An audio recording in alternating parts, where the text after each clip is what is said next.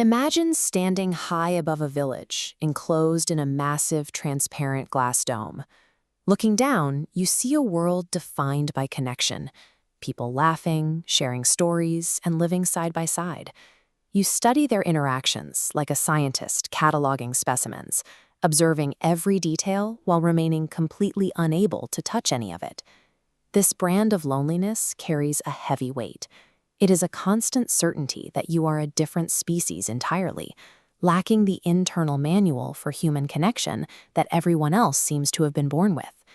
Even in a crowded room, the conviction remains: you do not belong here. This creates a painful internal friction. Inside, there is a part of you, the lonely child, carrying a deep ache for connection. Yet that desire is paralyzed by the belief that your presence is inherently incompatible with the rest of the world. In schema therapy, this invisible barrier is known as the social alienation schema. The glass was built to protect you, but it has created a paradox. By convincing you that you are uniquely unlovable to keep you safe from rejection, your brain has locked you away from the very connection you need to survive. The feeling of being an other is a learned response. It often takes root when a child is a minority, neurodivergent, or faces persistent bullying, or moves so frequently they never have the chance to plant seeds.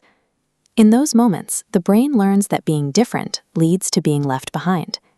To manage the pain of that exclusion, the child builds a psychological observatory. It is a survival strategy that allows them to watch the world from a distance, where the threat of a direct hit to their self-worth is minimized. To maintain this distance, the mind employs the detached protector. This internal guard numbs the pain of being alone by repeating a single defensive lie: I don't need anyone anyway. Your loneliness is not a defect of character. It is a piece of childhood armor that was once necessary for your survival, but has simply outlived the environment it was built for. Today, the detached protector acts as a faulty operating system. It distorts every social interaction through a lens of exclusion. The filter magnifies every perceived difference. If you say the wrong thing or miss an inside joke, the system treats it as definitive evidence that you will never truly fit in. Simultaneously, the filter deletes positive evidence. When someone reaches out or shows genuine interest, the system dismisses them as being merely polite or acting out of pity. To ensure you stay safely behind the glass, the schema deploys 3 specific survival strategies. In surrender, you accept the outsider label as your identity. You safely linger at the edge of every group, never attempting to move toward the center. Through avoidance, you withdraw into the life of a social hermit. You stop answering the phone and build a world that requires no one but yourself. Finally, through overcompensation, you become a social chameleon. You exhaust yourself by hiding your authentic traits and mimicking the behaviors of the group, wearing a mask so perfect that no one can see the real person underneath. Whether you hide away or perfectly fake your way through a party, these habits achieve the same result. They keep your authentic self hidden and therefore safely isolated. The path out of the observatory begins by acknowledging that the shield you use to survive your past is what is starving you in the present.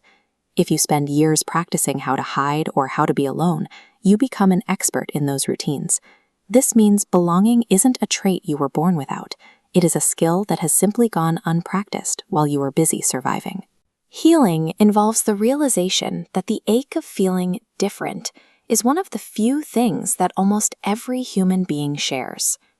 True belonging does not require you to be identical to the people around you. It requires you to stay present in the room, even when your mind is screaming that you don't fit. You don't have to shatter the glass all at once. You can start by practicing small, safe doses of vulnerability with people who have shown they can be trusted. You are learning to open a door rather than living behind a wall. The observatory was built to protect you from rejection, but it also kept out every hand that reached for you. Belonging was never about becoming someone else. It was about letting yourself be seen as you already are.